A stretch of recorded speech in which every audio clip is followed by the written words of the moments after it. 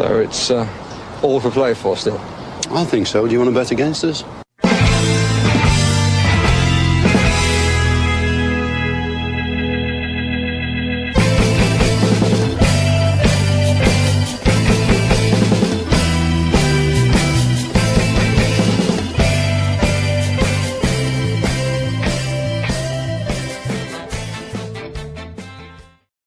Hello, villains, and welcome to For the Love of Paul McGrath podcast for the Team Sheet Tantrum, a belated Team Sheet Tantrum. For those of you who didn't get to see the preview this morning or see my Twitter post, yeah, unfortunately, I had to go and collect the young ones, but we're on now, and that's what matters. And we're here to talk about Aston Villa's team, which obviously has been announced, and let's take a little look at it. So we have Martinez in goals, Konza, Disasi, Mings, Digne, McGinn and Tielemans with Bailey, Rogers and Rashford behind Watkins.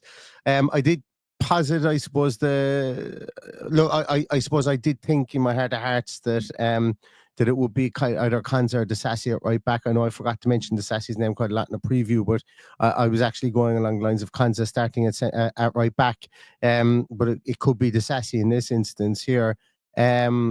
I just think, look, Unai Emery has shown us time and time again that he actually likes that. He likes to set up like that, and he likes that to be a formation that he does play. And look, we've spoken time and time again about this, how much I love Konza being at centre half, and he may very well be at centre half tonight. But it's good to see experience and some real talent coming back into that back line, and that's not to denigrate anybody that was there while we were waiting with those injuries, but it's good to see that we have those players back, and that we have players on the bench as well, because the bench is Robin Olsen, Oli Ziyech, Lamar Bogart, Cash, Matson, Pau Torres, Boubacar Kamara, Asensio and Ramsey. So what was a very, very attacking bench has now been flipped to being a very defensive bench in a lot of ways. I know that Lamar Bogart would probably be in there as a midfielder as well, that utility player, but you have Cash, Matson and Torres that can come into that back line. Now, I would expect Boubacar Kamara will get minutes tonight because, as I've said before, McGinn and Tielemans have looked a bit leggy in games so far over the last 3 or 4 weeks. So I'll be expecting that. And obviously, look, we're going to have Marco Asensio. We're going to have Ramsey come off the bench there if and when they're needed. I'm a bit surprised that that Asensio isn't starting. I thought that this was the game. I spoke quite a lot about it in the preview to say, if you don't start him for this game, why wouldn't you start him for this game? Like, these are the games that you brought him in for. But Unai Emery has seen it differently and has started Leon Bailey with, I'm sure that Marco Asensio will come on maybe at half-time. We know that Unai has a penchant for doing that, or maybe he comes in at the 60-minute mark and can try and change this. But for me, as I say, we've got a lot of horses back in the barn again. We've got a lot of people that we can, that we can call on in the bench. Not that the guys who got us through that tough period of time weren't giving their best or weren't doing all that they could. But there's some big names in that bench now, and there's some experienced names in that bench. And this is a game that we're going to need them for, and this is a tournament we're going to need them for, as well as the other tournaments that we're still left in. So, yeah, I suppose my own thoughts is I would like to have seen Asensio start. I don't think that anybody, I presume everybody would have kind of,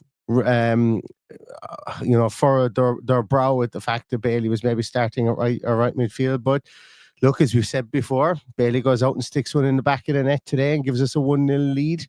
That's what he's there to do, and let's see how he has been playing better of late. I must admit, frustrating and all as he can be, he has been playing better of late, and hopefully we see that fruition. Maybe he gets one like he did against City last year. Ball drops to him at the edge of the area, he just takes a swing at it, and maybe it takes a deflection and goes in. He needs something like that to get his confidence back up again, or to, I suppose, really give him that belief that, with Asensio breathing down his neck and with Malin being in there and so on, that Unai Emery is starting him here and giving him that vote of confidence, and he needs to start, I suppose, maybe returning with a few goals and so on now, and I'm sure he can do, for the last 13 games of the season or 12 games of the season or whatever's left.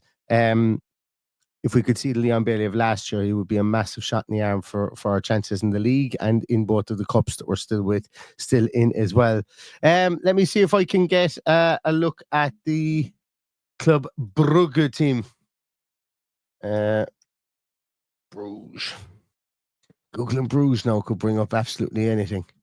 Here we go. The Bruges team is as follows.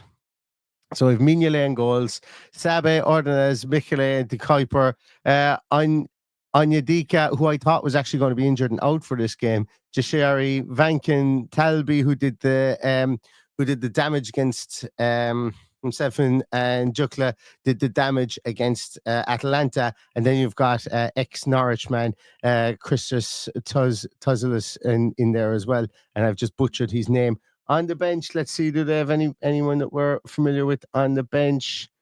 Not that I am aware of. Siquet, Nilsson, Gustav Nilsson, who scored the penalty, that penalty that they got for against Atlanta in the 95th minute, that I didn't think was a penalty, the one for the hand in the face. He's on the bench as well. So yeah, look, it's a game that Villa will go there and will think that they can get a I suppose a result from, bring it back to Villa Park, and I would hope they would come back with a positive result, with a lead. That would be great. Interesting. I'm just going to take a look here at some of the comments there, and that's what kind of distracted me there. A couple of comments there with regards to Sabe. Not really sure whether, if he was the guy to bring in, like Celine here, this person here is something like, I'm not going to claim that I know who he is. I'm not going to claim, but judging by his squad number, potentially he's a younger player. I have no idea who he is. Like, I'm not going to sit here and try and pontificate that I do. But they've seen fit to go with him on that right hand side, and he's going to be up against Marcus Rashford today, going on that left hand side. So let's see if we can make hay while the sun shines down there, or let's see if we can make a hero out of that guy. As I Google him here to see, he is a 19-year-old right back. Yeah. 19-year-old right back. He's played 39 times for, or he's 20-year-old. He turned 20 on the 26th of January. He's played 39 times for Bruges already and scored 1 goal. He's a Belgian under-18 international. So he's got a lot of experience in there anyway. But as I say, let Marcus Rashford go to town on him and see what happens down that right hand side, or down our left hand side, their right hand side, and see what happens down there as well. You'd have to think that that's where we will funnel a lot of our attacks. I was critical of the fact that we didn't funnel a lot of our attacks down the left hand side against the team against Cardiff. We went down the right hand side quite an awful lot with Leon Bailey. But obviously with this team, they've got Belgian international fullback there on the left hand side, De Kuiper, Maxim De Kuiper, there, left fullback. He's going to be up against Leon Bailey. I suppose if you're to take a choice of the two, go with the new guy who's in. Would be my idea. But I'm sure that they're going to load over there with Onyedika. And he's probably going to play over on that right hand side. I would imagine not the right hand side, but the right hand side of the central two, and probably create a bit of a double team over there if he can. But then that's going to exploit the middle of the field, and that's where we have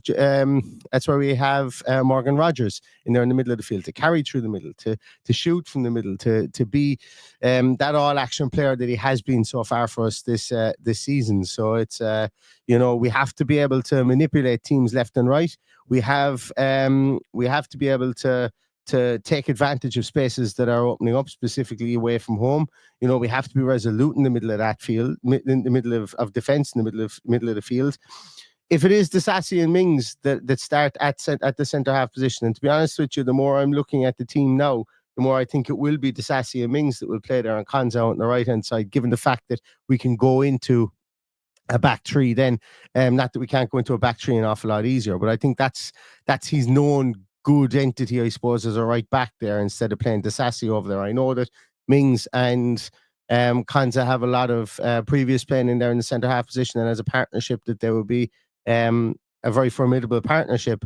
But I think that the thought process here is very much going to be to get into a back three as much as we can, allow Luca Dean to go up, and allow that overload on that left-hand side with Luca Dean and Rashford against this new guy. Now, they wouldn't have obviously known that he was playing, but they would have known that Sells was out.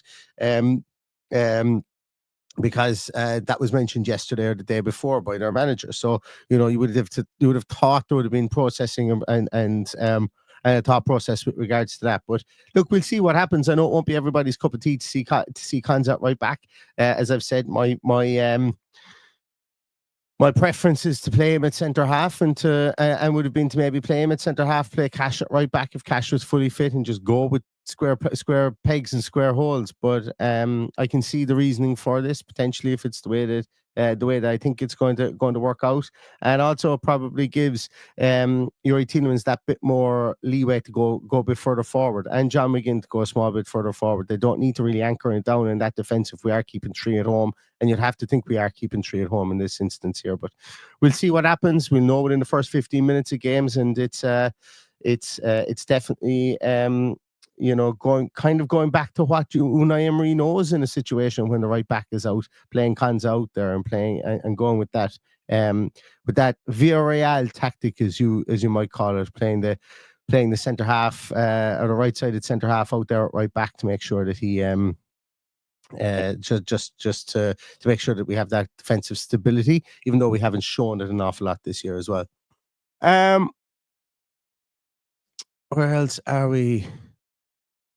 Unai Emery says that good evening. Leon has dirt me. I have to play him. Well, look, as I say, it's the one thing that probably jumped off the page to me as well. But yeah, as I say, we will criticize afterwards if he has a poor game, and we will praise afterwards if he has a good game as well. I think that's always fair to do. Where are we here? Who's the ref? Says Bolg. Bolg asks who's the ref and what do we know of him?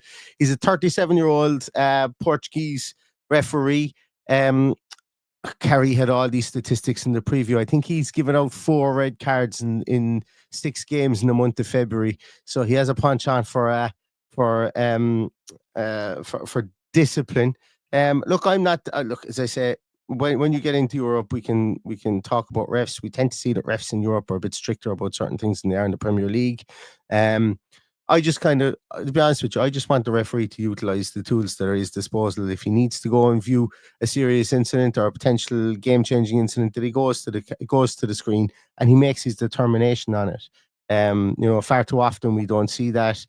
Far too often VAR gets involved and doesn't make recommendations like that. I just want to see that. I want to see, like we spoke about the semi-automated offsides that were coming in. We have to trust those. And what I want to do is I don't mind referees making mistakes as long as they do everything that they can to come to the reasoning that they have. And then afterwards, then we can criticize him for making a mistake. But you have to kind of go, right, at least he went and he looked at it. If it was a contentious decision or a controversial decision. So look, I'm praying on the idea here that, being a 39-year-old man myself, that a 37-year-old would like to embrace the technology that's available to him and would want to use it at every juncture where it would be a situation where he would need to have all the information before he made his decision. So, and that's not to say that a 45, 46, 47-year-old referee wouldn't be able to do that, but it's a case whereby you just have to kind of cross your fingers and hope, from that point of view. But I don't know a whole pile about him other than he likes to flash a red card in the month of February, seemingly, as I was told in the preview. So we'll see. Once again, I'll tell you after 50 minutes what I think of the referee. I'll tell you what I think after 50 minutes. Where else are we there? Yeah. Just looking at some of your comments, a lot of people saying it's a shame Allen can't play, as he would have started over as would have started him over Watkins tonight. I don't think there's any planet in which Unai Emery would have started. Sorry, Duncan. This isn't a go at you, but I personally don't think that there's any planet that Unai Emery would have started Malin up top over Watkins in this game today. A lot of fans might want it, but I just don't see with a fit Watkins that Unai Emery would have started him up top today. But it is a shame that he can't play, and he can't play out on the right hand side for sure. I think it's a shame that he can't play. Can't play today for sure. A couple of people saying there. A couple of people asking me Oh no, not a back three. No, I'm not saying a back three. Back three when we're in possession. That's what I'm saying, because that's why he plays Cons out there, so that when we're in possession, our left back can go further forward. It won't be a back three with Bailey as a wing back and Dina as a left wing back. That's not what I'm saying. I'm saying about we get into a back three when we're in possession, so that Dina can go further forward and we can overload on that left hand side. And let's see if that comes to fruition. British Mick says, if the ref is Portuguese, he's most likely in the books at Wolves, so might be biased. There is that for sure. There is that. Where else are we there? K10 Dreaming says, I think strict refs can suit us sometimes with the amount McGinn, Rogers and Tielemans draw robust challenges. Challenges even. Exactly. I agree with that too. As a team, I think last year we were really good. Isaac Hans is another person as well. He's really good at buying a foul. And I think strict referees can actually play into our favour, provided we get in their side early. I think sometimes that we can be too passive. I think McGinn needs to be... I think McGinn needs to use his captainly role and not get overly heated about situations. But, just consistently in the referee's ear, consistently talking to him, praising him for good decisions and stuff like that, and see what way we can go, get the referee on our side. Albeit, we tend to see it about hometown decisions and stuff. Let's just play our own game and maybe hope that if we keep enough possession, that the referee can't be an influence on this game, and we can be the influence and the dictators in this game as well. Andy Badger says, has anyone told Tyrone not to pick up the ball? We can't be too sure, but I'm going to do it now, Andy. Tyrone, don't pick up the ball. No picking up the ball. Even if it goes out for a throw, kick it back into play. Kick it to someone else who can throw. You're not allowed to even take throws. Okay? But it's, it was one of those brain farts. But a brain fart that actually got us into a better position, because we would have been the ones playing... we would have played, what was it? We would have played, I can't remember. Somebody said that if we got in there, we would play Man City or Real Madrid or someone like that. I can't remember. If Tyrone Mings didn't pick up the ball, we would have got a way worse draw. Yeah, Will Swarslow says it's the same referee from the Bologna game. I didn't know that. His name didn't ring a bell to me at all. I absolutely didn't know that. And Peter Collins says, Aston McPhee on the Portuguese national team now, so maybe he'll have an in with this referee. Yeah, I don't know about about speaking Portuguese in a Scottish accent. I think that might be one that might need deciphering and might need interpretation, I think, for sure. Yeah, and Richie Ryan says the same ref from the Bologna game. He wasn't great, but look, as I say, so might have had a bad day. We'll see. I'll tell you after 50 minutes what I think of the referee. But if we just keep possession and we can't let them dictate possession, then let them come to us, let them engage us, let them foul us, and take the referee's decisions out of his hand in a lot of instances. Richard Edwards says the bench is fire. Absolutely, Richard. We've got a really strong bench today. There's lots of big name and big money players on that bench today that if we need to change this up, and we will, and I expect us to make 4 or 5 substitutions. Well, 4 anyway, 4 substitutions in this game. If we need to, well then, we will, and our team won't be affected by the quality of players that we bring in. We've got Champions League finalists, albeit he hasn't really settled into the team in Maatsen. We've got Pau Torres, somebody who I think brings a different element. I know brings a different element to our backline with regards to his passing. We've got Boubacar Kamara, who can come in there and dictate midfield. We've Jacob Ramsey, who scores every shot he's taken from an offside position. And I'm being facetious, but what I mean by that is somebody who's really kind of grown into coming back to himself after long-term injuries and having some time in the team recently. And then we also have Marco Asensio, who's the 4-goal hero from the last over the last couple of weeks as well. So there's a lot of and we've got young up and coming Lamar Bogart. So a lot of talent on that bench that we will utilize, and I expect us to utilize this, even though we've got a sparse amount of games in the early half of March. I expect us to utilize this to try and get the opportunities, or to try and get the foothold in this game to bring back to Villa Park as well. And as Noel Connaughton says, this is the tattoo. I think that we're all should get is do not concede early, do not concede early, and do not concede early. And Noel was there with me last night. Myself and Paddy and Noel went in to watch Galway United versus Shelburne in Eamon DC Park in Galway here, and we saw a referee change his mind twice in the game. He first of all gave a goal, then changed his mind to it being offside, and then re-changed his mind to it being a goal again. So you can imagine the steam that came out of Paddy's ears when he saw that happening. And I just wish I had a camera, but myself and Noel, so it was against, so Paddy was there to follow one team, myself and Noel were Noel was following the other team, and I had a fleeting interest in the game. I suppose I'm going to be an adopted Galway United fan over time, I'd imagine, if I stay here. But myself and Noel couldn't stop laughing, and I don't think that went down too great with Paddy either, where the referee kept on changing his mind. So I'd love to have had a camera on the three of us there, because it was one of those moments. It was one of those moments for sure. Right, guys, I'm going to have to finish up here as well. No, two reasons. It's coming up to 25 past 5. Stato is going to be getting going soon, and we are going to redirect directly into Stato's stream for all of you guys that watch with Stato as well, the Daily and Statkinson. And also, I do have to run back and get a bite deep before the game as well, because it's been a busy day. So start popping in your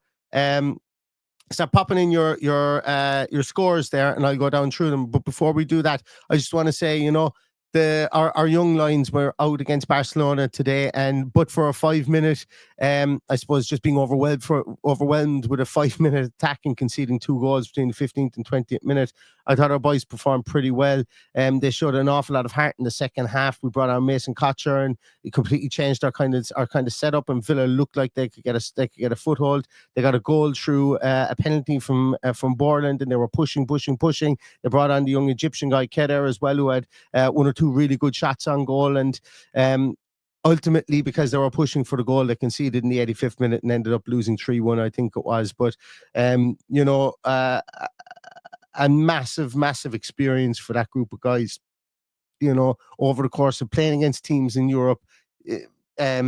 Domestically, things, you know, they're not top of the league or anything like that. They're nowhere near it, but it's all about experiences for these guys. It's all about getting them playing in certain ways, in certain formations, and certain and having that big game experience as well.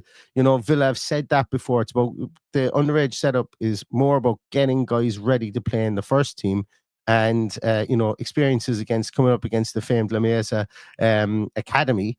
And giving them a good, like, okay, they were a bit naive and a bit shell-shocked in the first 15, 20 minutes, but they came back into it, and they gave them a pretty good run for their money there for 25, 30 minutes in the second half. So well done to those guys in getting as far as they did, and they can be very proud of themselves for what they've done in Europe this year, and back to domestic football, and try and build on their games and forge a career and a path to professional football, hopefully with Aston Villa into the future.